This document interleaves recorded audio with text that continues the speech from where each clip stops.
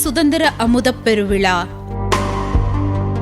தற்சார்பு இந்தியா திட்டம், புதுதில்லி விஞ்ஞான் பிரசார், தமிழ்நாடு அறிவியல் தொழில்நுட்ப மையம் ஆகியவற்றோடு இணைந்து சிறகுகள் சமுதாய பண்பலை 89.6 வழங்குகிறது அறிவொளி விஞ்ஞான தொடர் நிகழ்ச்சி.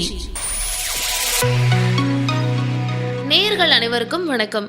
இந்த வாரம் அறிவொளி நிகழ்ச்சியில் ஒரு சிறப்பு விருந்தினரை சந்திக்கவிருக்கிறோம். நம்ம கரூர் மாநகரில் இருந்து விண்வெளி துறையில் கால் பதிக்க முயன்று கொண்டிருக்கக்கூடிய டூ ஸ்பேஸ் நிறுவனத்தின் நிறுவனர் அட்னன் அவர்களை சந்திக்கவிருக்கிறோம். விண்வெளித்துறை சார்ந்த தகவல்களை நமக்கு சொல்லவிருக்கக்கூடிய சிறப்பு விருந்தினரை வரவேற்கலாம். வணக்கம். நீங்கள் சொன்ன மாதிரி ஒரு சில வருஷங்களுக்கு முன்னாடி இந்த நேம் ஆஃப் அப்துல் கலாமோட விஷனில் நாங்கள் ஒரு செயற்கைக்கோள் செஞ்சோம். அது நாசாவிலையும் இதாச்சு. ஸோ அந்த சேட்டலைட்டை லான்ச் பண்ணதுக்கப்புறம் எங்களுக்கு நிறையா அங்கீகாரங்கள் கிடச்சிது. கவர்மெண்ட் சைட்லேயும் சரி, ப்ரைவேட் சைட்லேயும் சரி, எல்லாருமே இது பண்ணாங்க. ஏன் சின்னதாக பண்ணோங்கிறத சொல்கிறேன். எங்களுக்கு ஒரு கட்டாயம் இருந்தது. எங்களுக்கு அந்த காம்படிஷனில் ஒரு கட்டாயம், இந்த சைஸ்க்குள்ளே தான் இருக்கணும் அப்படின்னு சொல்லி ஒரு கட்டாயம் இருந்தது. ஸோ பண்ண எல்லாருமே சின்னதாக தான் ட்ரை பண்ணாங்க. ஸோ அதில் எங்களால் எவ்வளோ அளவு குறைக்க முடியும் அப்படிங்கிறத நாங்கள் செக் பண்ணோம். இது நேனோ டெக்னாலஜி அப்படின்னு சொல்லுவாங்க. ஸோ இந்த மாதிரியான எலக்ட்ரானிக்ஸை சின்னது பண்ணுறது நேனோ டெக்னாலஜின்னு சொல்லுவாங்க. ஸோ இந்த மாதிரி ஒரு டெக்னாலஜி இன்ஃபியூஸ் பண்ணி இந்த சேட்டலைட்ஸில் அந்தந்த சென்சாருக்குரிய அதுக்கெலாம் எப்படியெல்லாம் எவ்வளோ சின்னது பண்ண முடியும். ஒரு சென்சார் நம்மளால் ஒரு கையளவுக்கும் பண்ண முடியும், ஒரு விரல் அளவுக்கும் பண்ண முடியும். ஸோ அந்த மாதிரி ஒரு சென்சாரோட சைஸையும் குறைச்சி நாங்கள் அதுக்கேற்ற மாதிரி உருவம் கொடுத்தோம். எங்களுக்கு ஒரு கட்டாயம் இருந்தது. எங்களுக்கு அந்த காம்படிஷனில் ஒரு கட்டாயம், இந்த சைஸ்க்குள்ளே தான் இருக்கணும் அப்படின்னு சொல்லி ஒரு கட்டாயம் இருந்தது. ஸோ பண்ண எல்லாருமே சின்னதாக தான் ட்ரை பண்ணாங்க. ஸோ அதில் எங்களால் எவ்வளோ அளவு குறைக்க முடியும் அப்படிங்கிறத நாங்கள் செக் பண்ணோம். இது நேனோ டெக்னாலஜி அப்படின்னு சொல்லுவாங்க. ஸோ இந்த மாதிரியான எலக்ட்ரானிக்ஸை சின்னது பண்ணுறது நேனோ டெக்னாலஜின்னு சொல்லுவாங்க. ஸோ இந்த மாதிரி ஒரு டெக்னாலஜி இன்ஃபியூஸ் பண்ணி இந்த சேட்டலைட்ஸில் அந்தந்த சென்சாருக்குரிய அதுக்கெலாம் எப்படியெல்லாம் எவ்வளோ சின்னது பண்ண முடியும். ஒரு சென்சார் நம்மளால் ஒரு கையளவுக்கும் பண்ண முடியும், ஒரு விரல் அளவுக்கும் பண்ண முடியும். ஸோ அந்த மாதிரி ஒரு சென்சாரோட சைஸையும் குறைச்சி நாங்கள் அதுக்கேற்ற மாதிரி உருவம் கொடுத்தோம். 73 நாடுகள் கலந்துக்கிட்டாங்க. சுமாராக 25,000 மாணவர்கள் இல்லையா? அதில் உங்களோடது பர்டிகுலராக தேர்ந்தெடுக்கும் போது அந்த தருணமானது உங்களுக்கு எப்படி இருந்தது? இதில் ஆக்சுவலி சொல்லப்போனால் எங்கள் காம்படிட்டர்ஸ் யாருன்னே தெரியாது. ஸோ இது எல்லாமே ஆன்லைனில் நடக்குது. 73 நாடுகளோட அந்த கண்ட்ரீஸ்லேருந்து யார் யார் பார்ட்டிசிபேட் பண்ணுவாங்க நமக்கு தெரியாது. இது ஒரு 1-to-1 கம்யூனிகேஷன் மாதிரி. நான் அங்கே இருக்க ஜூரி பேனல்கிட்ட பேச முடியும், அவங்க என்கிட்ட பேச முடியும். ஆமாம், அது கோவிட் டைம் வேறு. ஸோ மற்றபடி எனக்கு யார் பண்ணுறாங்க அப்படிங்கிற எந்த ஐடியாவும் கிடையாது. அவங்க என்ன பண்ணுறாங்க எதுவுமே தெரியாது. இந்தியாவில இருந்துமே 2-3 பேர் பண்ணாங்க. தஞ்சாவூர்லேருந்து ஒரு பையனும் பண்ணியிருந்தோம். எல்லாமே இருந்தாலும் கூட இந்த கரூர் அப்படின்னு வரும்போது நம்ம கரூரை பொறுத்தவரையும் நிறைய வேலை சம்பந்தப்பட்ட விஷயம் தான் இருக்கு. கண்டுபிடிப்பு அப்படிங்கிற மாணவர்கள் குறைவா தான் இருக்காங்க. இனிமே வேணா நிறைய பேர் வரலாம். இப்போ நீங்கள் சொல்லுங்கள், கரூரில் என்ன மாதிரியான மாணவர்கள் வரணும் அப்படின்னு ஆசைப்பட்றீங்க? அவங்க எந்த துறைகள்லாம் புதுசாக கால் பதிக்கணும் அப்படின்னு ஆசைப்பட்றீங்க? இப்போ சவுத் ஜோனில் ஸ்பேஸோட ஐடியாலஜி கம்மியாக இருக்குது. ஸோ அந்த ஐடியாலஜியை அதிகப்படுத்துறதுக்காக நாங்கள் ஒர்க் பண்ணிகிட்ருக்கோம். கரூர்லேயே நாங்கள் ஒரு 50 to 100 ஸ்டூடெண்ட்ஸ் ட்ரெயின் பண்ணிகிட்ருக்கோம், ஸ்கூல் ஸ்டூடெண்ட்ஸு. அவங்களுமே பார்த்தீங்கன்னா ஃபியூச்சரில் என்டர்பிரனர்ஷிப் அப்படிங்கிற அந்த கட்டத்துக்குள்ளே வர போகிறாங்க. ஸோ எல்லாருக்குமே தனித்தனியான ஒரு ஐடியாக்களை கொண்டு அதை ப்ராடக்டாக மாற்றப்போம். சரி, அதே மாதிரி இந்த ஒரு விஷயம் சேட்டலைட் அப்படிங்கிறத தாண்டி இதுக்கு எவ்வளவு செலவாகி இருக்கும் அப்படின்னு தெரிஞ்சுக்கலாமா? ஏன்னா இது மாதிரி புதுசாக்கணும்னு நினைக்கிறவங்களுக்கு அதுக்கான தொகை எவ்வளோ வரும் அது தெரிஞ்சுக்கணும்ல. கண்டிப்பாக. முதல்ல நாங்கள் இந்த சேட்டலைட் பண்ணும்போது எங்களுக்கு தெரிஞ்ச வரைக்கும் நாங்கள் ஏதோ ஒரு 15,000 20,000 தான் ஆகும் அப்படின்னு நினச்சிட்டு இருந்தோம். ஸோ எங்களுக்கு பண்ண ஒரு இடத்துலையுமே ஒரு முற்றுப்புள்ளி வந்துச்சு. இதை பண்ணும்போது இங்கே ஸ்டாப் ஆயிடுவோம், அந்த இடத்துல ஸ்டாப் ஆயிடுவோம். ஏன்னா அந்த இடத்துல அமௌண்ட் பத்தாது. ஸோ அப்போ தான் எங்களுக்கு புரிய வந்துச்சு, சரி ஒரு விஷயத்துக்கு நம்ம பிளான் பண்ண பட்ஜெட்டோட அதிகமாக போகும் அப்படின்னு. நாங்கள் கடைசியாக பண்ண சேட்டலைட்டுக்கு பார்த்தீங்கன்னா எங்களுக்கு ஒரு 2 லட்சத்துலேருந்து 3 லட்சம் ரூபா செலவாயிருக்கும். இப்போ நாங்கள் பண்ணுற சேட்டலைட்ஸ், இப்போ நாங்கள் எங்களோட ரியல் டைமுக்கு நாங்கள் பண்ணிட்டு இருக்க சேட்டலைட்ஸ் பார்த்தீங்கன்னா 10 to 15 lakhs.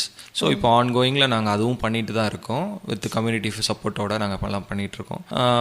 இதுதான் அந்த செலவு. நம்ம இந்த செலவுங்கிறத பார்க்காம இதோட அவுட்புட் அப்படிங்கிறது அவுட்கம் பார்த்தோம் அப்படின்னா அது அதிகமாக இருக்கும். இந்த செலவோட நாளைக்கு அதோட ரீச்சுங்கிறது அதிகம். கண்டிப்பாக. ஏன்னா இப்போ சமீப காலமாக அறிவியல் விஞ்ஞானம் சார்ந்து நிறைய நிகழ்வுகள் நடந்துகிட்டே இருக்கு. அதனால கண்டிப்பாக இதுவும் வரவேற்கப்படும். அதுவும் சரி, இந்த சேட்டலைட் பண்ணுறதுக்கு 3 பேர் 3 விஷயம் பண்ணீங்க இல்லையா? ஏன்னா ஒருத்தர் சாஃப்ட்வேர் பண்ணார், அது எப்படி ஆரம்பிக்கிறது, அதே மாதிரி இது பண்ணும்போது இதுக்கு தேவையான அந்த பார்ட்ஸ்லாம் வந்துட்டு நமக்கு எங்கே கிடைக்கும்? புதுசாக ஆரம்பிக்கிறவங்களுக்கு யூஸ்ஃபுல்லாக இருக்கும்ல. கரெக்ட் தான். இப்போ வந்து பார்த்திங்கன்னா எல்லாமே வந்து இந்தியாவிலே கிடச்சிரும் அப்படின்னு சொன்னால் கிடையாது. நம்ம சில பொருட்கள் வந்து வெளியே இருந்து தான் வாங்கி ஆகணும், வெளிநாட்டில் இருந்து நம்ம இறக்குமதி பண்ணணும். இப்போ ஸ்ட்ரக்சரல்னு பொறுத்த வரைக்கும் மெட்டீரியல் ஸ்டடி அப்படின்னு சொல்லுவாங்க. என்ன மெட்டீரியல் நம்ம சூஸ் பண்ணுறோங்கிறத பொறுத்து அந்த என்விரான்மெண்ட், அந்த புவியீர்ப்புக்கு நமக்கு எந்த மாதிரியான மெட்டீரியல் அங்கே தாங்கும், சஸ்டைன் ஆகும் அப்படின்னு நம்ம பார்க்கணும் முதல்ல. ஸோ அதை படிச்சுட்டு அதுக்கேற்ற மெட்டீரியல் நமக்கு இந்தியாவில் கிடைக்குதான்னு செக் பண்ணணும். அப்படி கிடைக்கலன்னா நம்ம வெளியே இருந்தால் வாங்கி ஆகணும். இப்போ நாங்கள் வாங்கின மெட்டீரியல் வெளியே இருந்தால் வாங்கணும். ரீஇன்ஃபோர்ஸ்டு கிரஃபைன் பாலிமர் அப்படின்னு சொல்லுவோம். கார்பன் கிரஃபைன் வந்து இந்த கிரஃபைன் வந்து இந்தியாவில் வந்து எங்களுக்கு கிடைக்கல. நேச்சுரல் கிரஃபைன் நாங்கள் எக்ஸ்ட்ராக்ட் பண்ண ட்ரை பண்ணோம், பட் ஸ்டில் எங்களால் பண்ண முடியல. ஸோ நாங்கள் வெளியே இருந்து வாங்கினோம். எலக்ட்ரானிக்ஸ்னு பொறுத்த வரைக்குமே எங்களுக்கு தேவையான பொருள் இந்தியாவில் அந்த அளவுக்கு கிடைக்கல. பட் ஸ்டில் நாங்கள் கிடைக்கிற பொருட்கள் எல்லாமே இந்தியாவில் வாங்கிட்டு மிச்சது எல்லாமே வெளியே இருந்து நாங்கள் ஏற்றுவோம். இப்போ 2020 வந்துட்டு நீங்கள் ஆரம்பிச்சிங்க இல்லையா? அதே மாதிரி 2021 அடுத்த ஆண்டில் வந்துட்டு இதை லான்ச் பண்ணுறதா சொல்லியிருந்தாங்க. அப்போது எப்படி இருந்துச்சு, என்ன மாதிரி நடந்தது? ஆக்சுவலாக அப்படி தான் லான்ச் ஆக வேண்டியதாக இருந்தது. பட் எங்களுக்கு 2022 தான் லான்ச் ஆச்சு. என்ன ப்ராப்ளம் அப்படின்னா கொரோனா டைம். அந்த டைம் ஃபுல்லாக லாக்டவுன் போட்டிருந்தாங்க. எந்த ஷிப்மெண்ட்ஸும் வெளியே போகலை, எதுவுமே உள்ளேயும் வரலை. ஸோ இந்த கோவிட் டைம் அப்போ எங்களுக்கு ரொம்பவே கஷ்டமாக இருந்துச்சு. ஏன்னா நம்மளோட லான்ச் நம்ம கனவு பக்கத்தில் வந்து தள்ளி போகுது அப்படின்னு சொல்லி ரொம்ப கஷ்டமாக இருந்துச்சு. இதுக்கு இடையில் எங்களுக்கு ஒரு கஷ்டமும் நடந்தது. என்னென்னா எங்களோட சேட்டலைட் வந்து தொலைஞ்சு மறுபடியும் எங்ககிட்ட கிடச்சிது ஆக்சுவலி. ஸோ இது எப்படின்னா நாங்கள் இங்கேருந்து கார்கோவில் தான் அனுப்பணும். இந்த சேட்டலைட்டை நம்ம நாசாக்கு அனுப்புறதுக்கு இங்கேருந்து கார்கோ பண்ணி தான் அனுப்பணும். ஏன்னா இது நம்மளால் கொண்டு போய் கொடுக்கறது டைமுக்கு அந்த இடத்துல நமக்கு சூட்டபிள் கிடையாது. ஏன்னா விசா ப்ராசஸ் அந்த மாதிரி நிறைய ப்ராசஸ் இருக்குது, இதுக்கு டைம் ஆகும். So cargo is the best அப்படிங்கிறதுனால நாங்கள் அப்படி ட்ரை பண்ணுவோம். அந்த கார்கோ மிஸ் ஆகிடுச்சு. ஸோ இன் பிட்வீன் டைமில் ஸோ லக்கிலி எங்கள் லான்ச்சும் தள்ளி போயிடுச்சு. ஸோ அதனால் அந்த கார்கோ கிடைக்கிற டைமும் அந்த லான்ச் வர்றதுக்கும் கரெக்டாக இருந்துச்சு. நாங்கள் நடப்பதெல்லாம் நன்மைக்கே அப்படிங்கிற மாதிரி எடுத்துக்கிட்டு அடுத்த வருஷமாக அதை பண்ணோம். கொஞ்சம் க்ரூஷியலாக தான் இருந்துச்சு அந்த டைம். அதாவது எவ்வளோ பிரச்சனை வந்தாலும் அதில் ஏதாவது ஒரு நல்ல விஷயம் இருக்கும் அப்படின்னு நீங்கள் சொல்லும்போது புரியுது. இப்போ நீங்கள் சொல்லுங்கள், இப்போ புதுசாக அது முடிஞ்சிருச்சு. ஸோ இப்போ வந்து அது ஸ்பேஸுக்கு போன உடனே என்ன பண்ணோம்னா முதல்ல வந்து அங்கே இருக்கிற மைக்ரோ கிராவிட்டி, அதாவது அந்த புவியீர்ப்புக்கு ரியாக்ட் பண்ணும். அந்த நான் சொன்ன அந்த மெட்டீரியல் ஸ்டடி வந்து அங்கே எப்படி வேலை செய்யுது அப்படிங்கிறத பார்க்கும். தாங்குற மாதிரி இருந்தால் அந்த இடத்துல வந்து அந்த மெட்டீரியலுக்கு எந்த ஒரு ரியாக்ஷன் நடக்காது. அப்படி அது தாங்கலை அப்படின்னா அந்த மெட்டீரியலில் டாட்ஸ் வருது, பொறிக்கிற மாதிரி இருக்கிறது, இல்லை அந்த மெட்டீரியல் பிரேக் டவுன் ஆகுறது, உடையிறது, இந்த மாதிரியான விஷயங்கள் நடக்கும். ஸோ அது நடக்குதா இல்லையா அப்படிங்கிறத பார்ப்போம். அதோட வித் ஸ்டாண்ட் அப்படிமோ இந்த மெட்டீரியல் எவ்வளோ வித் ஸ்டாண்ட் ஆகுது ஸ்பேஸ் என்விரான்மெண்ட்டுக்கு. ஸோ இதுதான் ஃபஸ்ட்டு அதோட மிஷன். அதுக்கப்புறம் அதோட மிஷன் வந்து பார்த்தீங்கன்னா எலக்ட்ரானிக்ஸ் பார்ட். இந்த எலக்ட்ரானிக்ஸ் வந்து எவ்வளோ என்னென்ன மாதிரியான டேட்டாஸ் அங்கேருந்து எடுக்குது. கிட்டத்தட்ட நாங்கள் 12 சென்சார் வச்சுருந்தோம். அந்த 12 சென்சார்லேருந்து என்னென்ன டேட்டாஸ் நமக்கு கிடைக்குது, எவ்வளோ டேட்டாஸ் நம்மளால் எடுக்க முடியும் அந்த ஆல்டிடியூடுக்கு. இந்த ஆல்டிடியூட் வந்து பார்த்தீங்கன்னா நியர் ஸ்பேஸ்ன்னு சொல்லுவாங்க, ஆக்சுவல் ஸ்பேஸ் கிடையாது. 100 கிலோமீட்டர் 120 கிலோமீட்டர் லான்ச் ஆச்சு இது. ஸோ இந்த 120 கிலோமீட்டரில் என்னென்ன பேராமீட்டர்ஸ் இருக்கோ அதெல்லாம் எடுத்து நமக்கு கொடுக்கும். ஸோ இதெல்லாம் ரெக்கார்டட் ஆகி ஆல்ரெடி ஒரு SD கார்டு இருக்கும், உள்ள சேவ் ஆகிருக்கும். ஸோ இந்த மிஷன் வந்து ஒரு overall 2 hours of time period actually. இது மேலே போயிட்டு ரிட்டன் வரது, இது வந்து ரிட்டன் வர மாதிரியான மிஷன். பசிபிக் ஓஷனில் வந்து விழுந்துடும். அதுக்கப்புறம் நாசா அவங்கள்ட்ட அந்த இடத்துலேருந்து ரிட்ரைவ் பண்ணி அதுலேருந்து டேட்டாஸ் எடுத்து நமக்கு கொடுப்பாங்க. ஸோ இதுதான் அந்த ஹோல் மிஷனோட ப்ராசஸ். 2 hours நம்மளோட அந்த பீரியட் வந்து பார்த்தீங்கன்னா 5 to 10 minutes தான். நம்ம அந்த ஸ்பேஸோட இன்ட்ராக்ட் பண்ணுற பீரியட், ஆக்சுவல் ஸ்பேஸ் அந்த 120 கிலோமீட்டரில் நிறுத்தும் போது அங்கே வந்து புவியீர்ப்பு அந்த அளவுக்கு ரொம்ப இதாக இருக்காது. ஸோ அது கீழே ட்ராப் ஆக தான் செய்யும், விழுக தான் செய்யும். அந்த விழுகிற டைம் வந்து நம்ம கேப்சர் பண்ணுற டேட்டா வந்து 5 to 10 நிமிஷம் மட்டும்தான். அதுக்குள்ளே என்ன டேட்டா நமக்கு கிடைக்குதோ அதுதான் நம்மளோட டெஸ்ட். சரிங்க நேர்களே, நம்ம அடுத்ததாக இப்போ புதுசாக இவர் ஒரு கண்டுபிடிப்பு ஒன்று ஆரம்பித்து போயிட்டே இருக்குது அப்படின்னு சொல்கிறாங்க. அது எப்படி போயிட்டுருக்கு, அது என்ன மாதிரியான விஷயங்கள்லாம் பண்ண போகுது அப்படின்னு நம்ம அவர்கிட்ட கேட்டு தெரிஞ்சுக்கலாம். இப்போ வந்து நாங்கள் பண்ணிகிட்டு இருக்க அந்த சேட்டலைட் வந்து பார்த்திங்கன்னா ஒரு தொழில்நுட்பம், லைக் தகவல் தொழில்நுட்பம் மாதிரி. இப்போ வந்து நம்ம எல்லாருமே வந்து இப்போது ஒரு சிம் கார்டு இருந்தால் தான் நம்மளால் ஒரு இடத்துலேருந்து இன்னொரு இடத்துக்கு பேச முடியுது. நெட்வொர்க் வச்சு தான் பேசுகிறோம். ஸோ இந்த மாதிரி நெட்வொர்க்கே இல்லாமல் நம்மளால் டேட்டா வந்து ஷேர் பண்ணணும். இப்போது இந்த FM ரேடியோ இருக்குல்ல, இது வந்து நமக்கு வந்து ஒரு ஃப்ரீக்வன்சியில் தான் வந்து நமக்கு இந்த நம்ம பேசுகிறது எல்லாருமே கேட்குறாங்க, எந்த அளவுக்கு ரீச் இருக்குது அப்படிங்கிறது இருக்குது. ஸோ இந்த மாதிரி ஒரு ஃப்ரீக்வன்சியில் நாங்கள் வந்து கம்பெனி, அதாவது இண்டஸ்ட்ரீஸோட ஒரு டேட்டா ட்ரான்ஸ்ஃபர் செக்யூர்டாக பண்ணுறோம். அதாவது ஒரு பாதுகாப்பான முறையில் அந்தந்த கம்பெனிஸ்க்கு வந்து அவங்களோட டேட்டாவை இடத்துல இருக்காங்க, பூமியில் எங்கே இருந்தாலும் சரி, அவங்களுக்கு வந்து அவங்க டேட்டா வந்து ஷேர் பண்ணுறதுக்குரியான ஒரு சேட்டலைட் ரெடி பண்ணிட்டு இருக்கோம். ஸோ இது இப்போ டெஸ்டிங் ஸ்டேஜில் இருக்குது. இப்போ இட்டாலியில் லேட்டஸ்ட்டாக நாங்கள் டெஸ்ட் பண்ணோம். ஸோ ஃபார் இட் இஸ் 90% எங்களுக்கு கொடுத்துருக்கு. ஸோ அடுத்த டெஸ்டிங் போயிட்டுருக்கு. மேபி 2024 நாங்கள் லான்ச் பண்ணுவோம். அதுக்காக நாங்கள் ரொம்ப தயாராக இருக்கோம், அதை பார்க்குறதுக்காக வெயிட் பண்ணிகிட்ருக்கோம். செக்யூர்டு அப்படின்னு ஒரு வார்த்தை சொன்னீங்க இல்லையா, இப்போ எதுக்காக இந்த பாதுகாப்பு அப்படிங்கிற ஒரு வார்த்தை இப்போ நமக்கு தேவைப்படுது ரொம்ப அப்படின்னா, நிறைய விஷயத்தில் அந்த செக்யூர் அப்படிங்கிறது இல்லை. அது என்ன காரணம் அப்படின்னு தெரிஞ்சுக்கலாமா டெக்னாலஜி வைஸ்? பொதுவாக இப்போ இருக்கிற அந்த ஹேக்கர்ஸ் அப்படின்னு சொல்கிற ஒரு விஷயந்தான். ஸோ இதுக்கு மாற்றாக இப்போ வந்து சைபர் செக்யூரிட்டி அப்படின்னு நீங்கள் வந்து நிறைய இடத்துல கேட்டுட்ருப்பீங்க. ஸோ அது என்ன சொல்லுவாங்கன்னா, இந்த மாதிரி ஹேக்கர்ஸ்லேருந்து நம்ம வந்து எப்படி நம்மளை பாதுகாப்பு வச்சுக்கணும், அந்த மாதிரியான ஒரு கான்செப்ட் தான் அந்த சைபர் செக்யூரிட்டி. ஸோ இந்த ஒரு விஷயம் வந்து பார்த்திங்கன்னா, நம்மளோட இன்டர்நெட் எப்போ வந்துச்சோ அப்போவும் இந்த ஹேக்கர்ஸ் அப்படிங்கிறவங்க ஆரம்பிச்சிட்டாங்க. உங்களுக்கு வந்து நீங்கள் பார்க்குற வீடியோலையும் ஃபோட்டோஸ் டவுன்லோட் பண்ணுறதுலையும் இந்த கன்சியூமிங்கில் வந்து ஒரு மால்வேர் கொடுப்பாங்க நமக்கு. அந்த மால்வேர் நமக்கே தெரியாமல் நம்மளோட ஃபோனுக்குள்ளேயோ இல்லை சிஸ்டம்குள்ளேயோ வந்துடும். இதுக்குள்ளே வந்த உடனே என்ன ஆகும்னா, ஆட்டோமேட்டிக்காக இன்ஸ்டால் ஆகும், உங்களுக்கே தெரியாது. ஸோ இந்த இன்ஸ்டால் ஆகிறதுனால எல்லா டேட்டாவும் வந்து பார்த்திங்கன்னா உங்களோட இதெல்லாம் எடுத்துருவாங்க. டேட்டாஸை எடுத்து அவங்க வந்து ஆன்லைனில் டார்க் வெப்பில் போடுறதா இருக்கட்டும், இல்லை அது எப்படி எந்த கம்பெனிஸ்க்கு சேல் பண்ணுறதா இருக்கட்டும், அந்த மாதிரி பண்ணுவாங்க. ஸோ இந்த மாதிரியான விஷயத்தில் நம்மளோட நாலேஜ் அண்ட் டேட்டாஸ் வந்து நமக்கே தெரியாமல் நம்ம கொடுத்துட்ருப்போம். சரி, அதே மாதிரி இன்னொரு விஷயம் என்ன அப்படின்னா, இந்த ஆதித்யா L1 சூரியனை வந்துட்டு ஆராய்ச்சி பண்ணுறதுக்காக விட்டுருக்காங்க. அது என்ன மாதிரி செயல்படும் அப்படின்னு தெரியுங்களா? இல்லை அது சாத்தியமா? ஏன்னா நிறைய பேர் நிறைய மீம்ஸ் வீடியோஸ்லாம் போடுறாங்க. அதை பற்றி நீங்கள் சொல்லுங்கள்.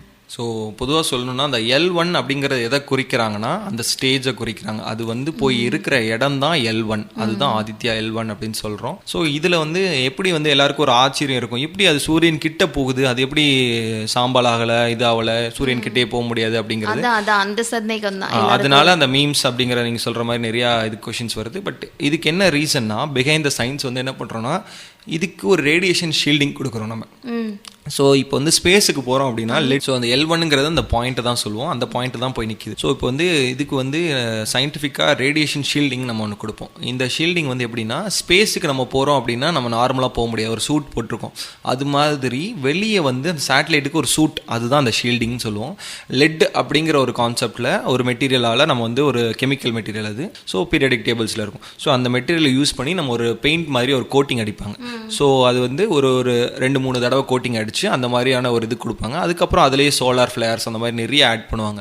ஸோ அதெல்லாம் பண்ணுறதுனால அதுக்கு ஒரு ஷீல்டு கிடைக்கிது. அந்த ஷீல்டு மூலியமாக தான் அது தாங்குது அந்த L1 ஸ்டேஜ். நமக்கு L1 தாண்டி போகும்போது தான் நமக்கு இன்னும் அந்த ஹீட் அதிகமாக இருக்கும். ட்ரெமெண்டஸ்லி அந்த சேட்டலைட் வந்து ரப்சர் ஆகிற ஸ்டேட்டுக்கு வரும். ஸோ அது வரைக்கும் நமக்கு சேஃப் ஜோன் தான். சொன்ன மாதிரி நாங்கள் இப்போ பண்ணிகிட்ருக்க செயற்கைக்கோளோட அவுட்கம் என்னங்கிறத நாங்கள் பார்க்கணும். இஃப் இட் இஸ் சக்ஸஸ் அப்படின்னா நாங்கள் அதை அடுத்த ஸ்டேஜுக்கு எப்படி கொண்டு போகிறதுன்னு இருக்கும். இஃப் இட் இஸ் ஃபெயிலியர் அப்படின்னா நாங்கள் அதை எப்படி ரெக்டிஃபை பண்ணுறது, இல்லை அதுக்கு வேறு ஏதாவது வழிமுறைகள் இருக்கா அப்படிங்கிறத தேடுவோம். இது மட்டும் இல்லாமல் நாங்கள் 2030 ஒரு 1 lakh ஆஃப் என்டர்பிரனர்ஸை வந்து கொண்டு வரணும் எங்களோட சப்போர்ட் மூலயமா அப்படிங்கிறதையும் ஒரு எய்மாக வச்சுருக்கோம். ஸோ ஒரு 1 lakh ஆஃப் என்டர்பிரனர்ஸ் ஒரு 1 lakh ஆஃப் சயின்டிஃபிக் டிஸ்கவரர்ஸ் இந்த மாதிரி கொண்டு வரணும் அப்படின்னு இருக்கோம். இதுதான் ஒரு அல்டிமேட் கேம். சரி, உங்களுடைய எதிர்காலத்தில் நீங்கள் என்னென்ன மாதிரி விஷயம்லாம் பண்ண போகிறீங்க அப்படின்னு தெரிஞ்சுக்கலாமா? சொன்ன மாதிரி நாங்கள் இப்போ பண்ணிகிட்ருக்க செயற்கைக்கோளோட அவுட்கம் என்னங்கிறத நாங்கள் பார்க்கணும். இஃப் இட் இஸ் சக்ஸஸ் அப்படின்னா நாங்கள் அதை அடுத்த ஸ்டேஜுக்கு எப்படி கொண்டு போகிறதுன்னு இருக்கும். இஃப் இட் இஸ் ஃபெயிலியர் அப்படின்னா நாங்கள் அதை எப்படி ரெக்டிஃபை பண்ணுறது, இல்லை அதுக்கு வேறு ஏதாவது வழிமுறைகள் இருக்கா அப்படிங்கிறத தேடுவோம். இது மட்டும் இல்லாமல் நாங்கள் 2030 ஒரு 1 lakh ஆஃப் என்டர்பிரனர்ஸை வந்து கொண்டு வரணும் எங்களோட சப்போர்ட் மூலயமா அப்படிங்கிறதையும் ஒரு எய்மாக வச்சுருக்கோம். ஸோ ஒரு 1 lakh ஆஃப் என்டர்பிரனர்ஸ் ஒரு 1 lakh ஆஃப் சயின்டிஃபிக் டிஸ்கவரர்ஸ் இந்த மாதிரி கொண்டு வரணும் அப்படின்னு இருக்கோம். இதுதான் ஒரு அல்டிமேட் கேம். உங்களுடைய லட்சியமும் ரொம்ப பெருசாக இருக்குது. கண்டிப்பாக நீங்கள் நினச்ச மாதிரி அந்த நீங்கள் இப்போ பண்ணிட்டு இருக்கக்கூடிய அந்த செயற்கைக்கோளாக இருக்கட்டும், நீங்கள் உருவாக்கக்கூடிய இளைஞர்கள் நிறைய பேர், இந்த மாதிரி நிறைய பேர் இன்னும் உருவாகணும். உங்களை மாதிரி அவங்க எல்லாரையும் கூட நம்ம கண்டிப்பாக நம்ம சிறுகள் பண்பலை மூலியமாக அறிமுகப்படுத்த நாங்களும் ரொம்ப தயாராக இருக்கோம். இவ்வளோ நேரம் எங்களுக்காக இவ்வளோ அழகான விஷயத்த சொன்னதுக்காக உங்களுக்கு நன்றி. தேங்க்யூ. கரூர் மாநகரில் தமிழ் மணக்கும் இது சிறகுகள் சமுதாய பண்பலை 89.6.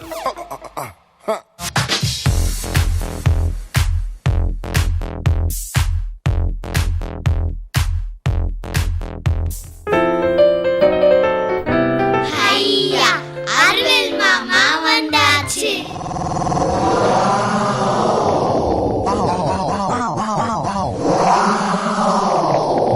வணக்கம் குழந்தைகளா, உங்களுடைய அறிவியல் நம்ம வந்துட்டேன்.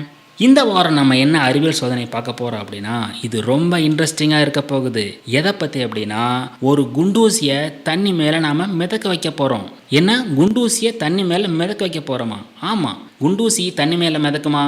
மிதக்காது. குண்டூசி எப்படி தண்ணி மேலே மிதக்க வைக்கிறது அப்படிங்கிறதையும் அதுக்கு பின்னால் இருக்கக்கூடிய அறிவியல் காரணம் என்ன அப்படிங்கிறது நாம் இந்த வாரம் நம்ம தெரிஞ்சுக்கலாம். இந்த அறிவியல் சோதனை செஞ்சு பார்க்கறதுக்கு நமக்கு தேவையான பொருட்கள் ஒரு பவுல், ஒரு குண்டூசி, ஒரு நியூஸ் பேப்பர் இல்லைன்னா டிஷ்யூ பேப்பர், அவ்வளோதான்.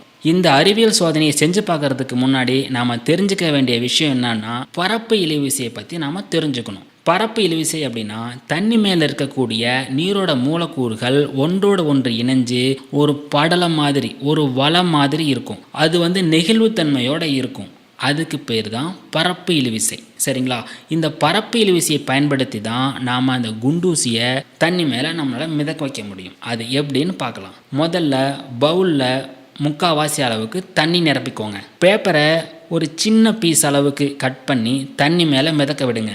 3 நிமிஷம் வெயிட் பண்ணுங்கள். என்ன ஆகுனா, அந்த பேப்பரானது தண்ணியில் நல்லா ஊற ஆரம்பிச்சிரும். அதற்கு பிறகு குண்டூசியை எடுத்து கிடைமட்டமாக பொறுமையாக அந்த மிதக்கிற பேப்பர் மேலே நீங்கள் வைக்கணும். நீங்கள் குண்டூசியை அந்த பேப்பர் மேலே வைக்கும் பொழுது உங்கள் கையானது தண்ணி மேலே படாமல் பார்த்துக்கணும். இப்போ குண்டூசி அந்த பேப்பர் மேலே மிதந்துக்கிட்டு இருக்கும். இப்போ பொறுமையாக என்ன பண்ணுறீங்க, ஒரு சின்ன குச்சி எடுத்து அந்த மிதந்துக்கிட்டு இருக்கக்கூடிய பேப்பர் மேலே ஒரு சின்ன அழுத்தம் கொடுத்து அந்த பேப்பரை தண்ணிக்குள்ளே தள்ளிடுங்க. இது ரொம்ப கவனமாக செய்யணும். குண்டூசி மேலே படாமல் அந்த பேப்பர் மேலே மெதுவாக உள்ள வச்சு தள்ளினீங்கன்னா அந்த பேப்பரானது தண்ணீரில் ஏற்கனவே ஊறி இருக்கிறதுனால சுலபமாக தண்ணியில் உள்ளே போயிடும். இப்போ பார்த்தீங்க அப்படின்னா குண்டூசியானது என்ன ஆகுது, மிதந்துகிட்டு இருக்கு. சரிங்களா? இதே நீங்கள் அந்த டிஷ்யூ பேப்பரோ அல்லது நியூஸ் பேப்பர் வைக்காமல் நீங்கள் செஞ்சீங்க அப்படின்னா செஞ்சு பாருங்களேன். மெதுவாக எவ்வளோ பொறுமையாக நீங்கள் கொண்டு போயிட்டு அந்த தண்ணியோட மேற்பரப்பில் கிடைமட்டமாக வச்சு விட்டாலும் என்ன ஆகிடும், ஏன்னா உள்ளே முழுகிடும். என்ன காரணம் அப்படின்னா, இப்போ நம்ம பேப்பர் நம்ம தண்ணி மேலே வைக்கும் பொழுது அந்த நீரில் மேற்பரப்பில் இருக்கக்கூடிய பரப்பு இழுவிசை காரணமாக அந்த பேப்பரானது மிதந்துக்கிட்டு இருக்கும். அப்போது நம்ம அந்த குண்டூசியை வைக்கும் பொழுது அந்த பரப்பு இழுவிசையானது உடையாமல் அந்த வலையானது எந்த விதமான சிதையும் இல்லாமல் நெகிழ்வுத்தன்மை இல்லாமல் அப்படியே இருக்கும். குண்டூசியானது எதனால் தண்ணி மேலே மிதந்துக்கிட்டு இருக்கு அப்படிங்கிற காரணத்தை இப்போ நம்ம பார்க்கலாம். என்ன காரணத்தினால மிதக்குது அப்படின்னா, நாம் முதல்ல சொன்ன மாதிரி பரப்பிழுவிசை காரணமாக தான் குண்டூசியானது தண்ணிக்குள்ளே முழுகாமல் இருக்குது. இது எப்படி இங்கே பரப்பிழுவிசை செயல்படுதுன்னா, நீரோட மேற்பரப்பில் இருக்கக்கூடிய மூலக்கூறுகள் அந்த டிஷ்யூ பேப்பர் மேலேயும் இருக்கும். இப்போ நம்ம அந்த குண்டூசியை மெதுவாக வச்சுட்டு அந்த டிஷ்யூ பேப்பரை நம்ம பொறுமையாக உள்ளே தள்ளிட்டோம். தண்ணிக்குள்ளே தள்ளும் பொழுது அந்த மூலக்கூறுகளோட பரப்பிழுவிசையானது உடைபடாமல் அப்படியே இருக்கும். அதனால தான் அந்த குண்டூசியானது மிதந்துகிட்டு இருக்கு. சரிங்களா? இந்த விஷயம் நம்ம எங்கே பயன்படுத்துகிறோம் அப்படின்னா, நீர்ச்சிலந்தி பூச்சி பார்த்துருக்கீங்களா? மழைக்காலங்களில் பார்த்தீங்கன்னா தண்ணி தேங்கி இருக்கக்கூடிய இடத்துல ஒரு பூச்சி இருக்கும், 4 கால் இருக்கும், தண்ணி மேலே ஓடும். ஆனால் தண்ணிக்குள்ளே என்ன ஆகாதுன்னா முழுகாது. நல்லா கவனிச்சிங்கன்னா தெரியும், அந்த பூச்சி தேங்கி இருக்கக்கூடிய நல்லா கவனிச்சிங்கன்னா தெரியும், அந்த நீர்ச்சிலந்தியானது தண்ணி எங்கே தேங்கி இருக்கோ அது மேலே மட்டும்தான் அதால் நடக்க முடியும். தண்ணி ஓடிக்கிட்டு இருக்கக்கூடிய நீரில் பார்த்தீங்கன்னா இந்த நீர்ச்சிலந்தியானது இருக்காது. எப்படி தேங்கி இருக்கக்கூடிய தண்ணியில் நீர்ச்சிலந்தி முழுகாமல் இருக்குதுன்னா, அது இந்த பரப்பு இழுவிசையை பயன்படுத்தி தான் முழுகாமல் இருக்குது. நீரோட மேற்பரப்பில் பரப்பு இழுவிசை இருக்கிறதுனாலையும் இது ரொம்ப மெலிசாக இருக்கிறதுனாலையும் அந்த பரப்பு இழுவிசையை பயன்படுத்தி பரப்பு இழுவிசை உடையாமல் தண்ணி மேலே அதால் ஈஸியாக நடக்க முடியுது, ஓடவும் முடியுது. ஆனால் ஓடிக்கிட்டு இருக்கக்கூடிய தண்ணியில் பரப்பு இழுவிசையானது ஒரே மாதிரி இருக்காது. பரப்பு இழுவிசையானது விடுபட்டு இருக்கிறதுனால அங்கே போய் இருக்கும் பொழுது விழுந்துடும், நீர்ச்சிலந்தி உள்ள விழுந்துடும். இந்த பரப்பு இழுவிசையை பயன்படுத்தி தான் கொசுக்களானது தேங்கி இருக்கக்கூடிய தண்ணியில உட்கார முடியுது, அது மேல முட்டைகள் விட முடியுது. நாம கொசு மருந்துன்னு அடிக்கிறோம் இல்லைங்களா,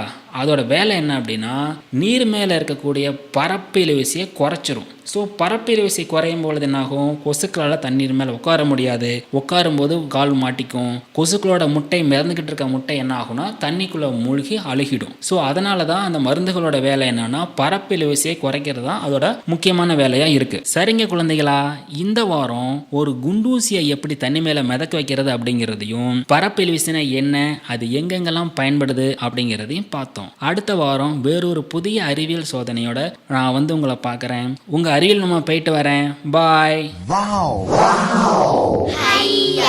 அறிவியல் மாமா வந்தாச்சு.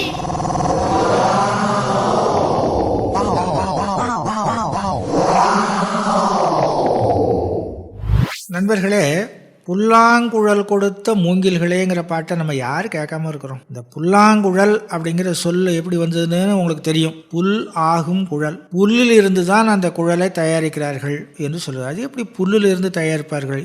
உங்களை மாதிரியே எனக்கும் தான் அந்த சந்தேகம் வந்தது. பிறகுதான் பார்த்தேன், மூங்கில் மரத்தில் இருந்து தான் அந்த குழல் தயாரிக்கப்படுகிறது. அப்புறம் ஏன் அப்படி பெயர் வச்சாங்கன்னு பார்த்தால் தெரிகிறது, மூங்கில் மரமும் ஒரு வகை புல்லினம். எப்படி நம்ம அருகம்புல், பசும்புல், மந்தாரப்புல் அப்படிலாம் நம்ம சொல்கிறோமில்ல, அதே போல் மூங்கிலும் ஒரு வகை புல். இதே நமக்கு வியப்பாக இருக்குது. அடே என்னடா அது, இவ்வளோ பெரிய மரம், இவ்வளோ வலுவாக இருக்குது, இதை போய் புல் என்று சொல்லுகிறார்களே என்று சொல்லி எனக்கு கூட சந்தேகம். இந்த புல் தடிக்கு பயில்வான்னு கிராமப்புறத்தில் சொல்லுவாங்க. ஒரு சமயம் இது மாதிரி இந்த மூங்கில் கன்றுகளை தான் சொல்லுவாங்களே என்னமோ. மூங்கில் குச்சியில் தடிக்கு விழுந்தான்னா கண்டிப்பாக யாருமே இருக்க முடியாது, அந்த அளவுக்கு தடுத்துரும். புல் தடிக்கு பயில்வான்பாங்க. சரி, ஒரு பக்கம் இருக்கட்டும். இந்த மூங்கில் இருக்கிறத ஒரு நாளைக்கு சூழல் சரியாக அமைஞ்சதுன்னு சொன்னால் ஒரு நாளைக்கு 41 சென்டிமீட்டர் வளருமாம் ஒரே நாளையில். நேற்று 1 மீட்டர் இருந்துன்னு சொன்னால் நாளைக்கு நம்ம அளந்து பார்த்தோம்னா 1 மீட்டர் 41 சென்டிமீட்டர் இருக்கும். மறுநாள் அளந்தோம்னா இன்னொரு 41 சென்டிமீட்டர் வளருமாமா. நாளுக்கு நாள் அது வளரக்கூடிய தன்மை வியப்பளிக்கிறது என்று சொல்லுகிறார்கள். சரி, எவ்வளோ உயரம் வளரும் அப்படின்னு பார்த்தோம்னா, நம்ம ஊரில் ஒரு 10 மாடி கட்டணம் இருக்குன்னு வச்சிங்க, அவ்வளோ உயரம் வளருமாமா. அதாவது 120 அடி வளரக்கூடிய மூங்கில்லாம் இருக்கின்றன. ஆனால் மூங்கில் என்ன, ஒரு 100 அடி 50 அடி வளர்ந்துன்னு சொன்னால் 50 அடிக்கு மேலே போச்சுன்னா வளைய தொடங்கிவிடும் நேரடியாக. அதனால தான் அந்த மூங்கில் எப்போதுமே கூட்டமாக தான் வளரும். அப்போ தான் ஒன்றுக்கு ஒன்று பிடிச்சிக்கிட்டு முள்ளெல்லாம் இருக்குமில்ல, அதனால் மூங்கில் கொத்து கொத்தாக தான் அது வளரும். ஒரு 50 மரம், 20 மரம், 30 மரம் என்று சொல்லி வளரும். இப்போ நம்ம பார்த்துருக்குறோம்.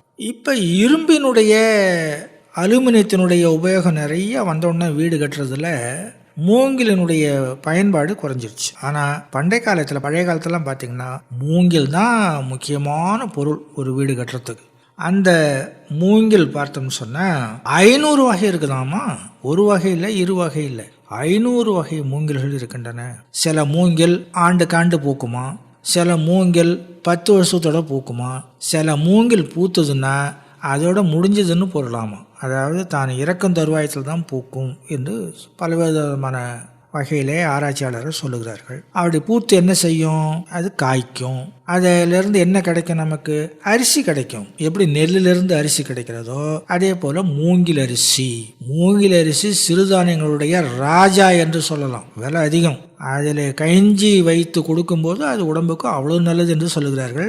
சோறாகவும் ஆக்கி உண்ணலாம் என்றும் சொல்லுகிறார்கள். மூங்கில் அரிசி சோறு அவ்வளோ சிறப்புடையது. ஒரு நாளைக்கு நம்ம சாப்பிட்டு பார்க்கலாம். அப்புறம் பயன்பாடுன்னு பார்த்தீங்கன்னா, வீடு கட்டலாம், பாலம் அமைக்கலாம், படல் பின்னி நம்ம ஆடு மாடுகள் இதெல்லாம் வராமல் பாதுகாக்கிறதுக்கு படல் பின்னுவாங்க. அப்புறம் கூடை பின்னுவார்கள் இன்றைக்கும். இப்போ பார்த்தீங்கன்னா எனக்கு ஒரு வியப்பாக இருந்தது. ஒரு பிரியாணி கடைக்கு போனேன். அங்கே பார்த்தீங்கன்னு சொன்னால் மூங்கில ஒரு அடி ஒரு அடியாக வெட்டி வெட்டி வச்சுருக்குறாங்க. என்னன்னு கேட்டேன், ஐயா இது மூங்கில் பிரியாணி செய்யலாங்கய்யா அப்படிங்கிறாங்க. எனக்கு ஒரே வியப்பு, இது என்ன மூங்கில் பிரியாணி அப்படின்னு பார்த்தா, உங்களுக்கு தெரியும் மூங்கில் மரம் ஒரு முழத்துக்கு ஒரு இடத்துல கணு இருக்கும். அதை பார்த்தீங்கன்னா தண்ணி ஊற்றினோன்னு உள்ளே போகாது. அந்த வாட்டர் டைட் கம்பார்ட்மெண்ட்டுங்கிறாங்களே, அந்த அளவுக்கு அது கட்டிமாக இருக்கும் அந்த கணுவில். இவங்களும் என்ன பண்ணுறாங்க, அதை வெட்டி அந்த ஒரு முழ குழாய்க்குள்ளே பிரியாணிக்கு தேவையான என்னென்னலாம் பொருள் இருக்குதோ அதெல்லாம் போட்டு மேலே கோதுமை மாவு நல்லா பிசைஞ்சு போட்டு அடைச்சிட்டு அதை அப்படியே கணக்கணன்னு எரியிருக்க அடுப்பில் அப்படியே வச்சுக்கிறாங்க. அப்படி திருப்பி திருப்பி திருப்பி திருப்பி காட்டுறாங்க. கொஞ்ச நேரம் ஆன உடனே லேசாக ஒரு வெடிப்பு வருது. நானும் இருந்து கூர்ந்து பார்த்துக்கிட்டே இருக்கிறேங்க. அப்புறம் எடுத்து அப்படியே கொட்டுறாங்க. அருமையான பிரியாணி, சுவையோ சுவை. அதனால் இப்படி ஒரு புதிய பயன்பாட்டையும் கண்டுபிடித்திருக்கிறார்கள். சில நாடுகளில் மூங்கில் அது மோழைம்பாங்க. அதாவது இப்படி குருத்து வருது பார்த்தீங்களா, செடி வளர்ந்து வளர்ந்து அதை அப்படியே எடுத்துகிட்டு வெட்டி வெட்டி வெட்டி பொரியல் பண்ணுவாங்களாமா, அதில் குழம்பு வைப்பாங்களாமா. அது மாதிரியும் பயன்படுவதாக சொல்லுகிறார்கள். இதெல்லாம் மூங்கில் பற்றிய செய்திகள். இன்னும் நிறைய செய்திகள் இருக்கின்றன, நீங்களும் தெரிஞ்சுக்கலாம். இது ஒருவரோடு பகிர்ந்து கொள்ள வேண்டும். இந்த இனம் மறையாமல் இருப்பதற்கு நான் என்ன செய்ய வேண்டும் சொன்னால், நாம் மூங்கில் நாற்றுகளை கொண்டு நடணும். ஒரு புதிய செய்தி ஒன்று சொல்லட்டுமா? நம்முடைய தமிழ்நாடு வேளாண்மை பல்கலைக்கழகம் இப்போ அண்மையில் ஆராய்ச்சி செய்து முள் இல்லாத மூங்கில் கண்டுபிடிச்சிருக்கிறாங்க. இந்த முள் இருக்கிறதுனால என்னன்னு சொன்னால் பயன்படுத்துவதற்கு கொஞ்சம் சிரமமாகி இருக்கிறது என்று மக்கள் நினைக்கிறாங்க. அதனால் இப்போ முள் இல்லாமல் நல்லா 20 அடி 30 அடி நேராக வளரக்கூடிய பெருத்து வளரக்கூடிய மூங்கிலாக இருக்கிறது என்று இப்போது தஞ்சை பகுதியிலே விவசாயிகள் நிறைய அந்த முள்ளில்லாத மூங்கிலை வளர்ப்பதை நான் நேரிலே பார்த்திருக்கின்றேன். நம்மளும் இன்னும் நிறைய செய்திகள் தெரிந்து கொள்ளலாம். வாய்ப்பு இருந்தால் அடுத்த முறை ஒரு மூங்கில் நாற்றை வாங்கிட்டு வந்து நம்முடைய வீட்டில் தோட்டத்தில் வைக்கலாம். நல்லது நண்பர்களே, நன்றி, வணக்கம்.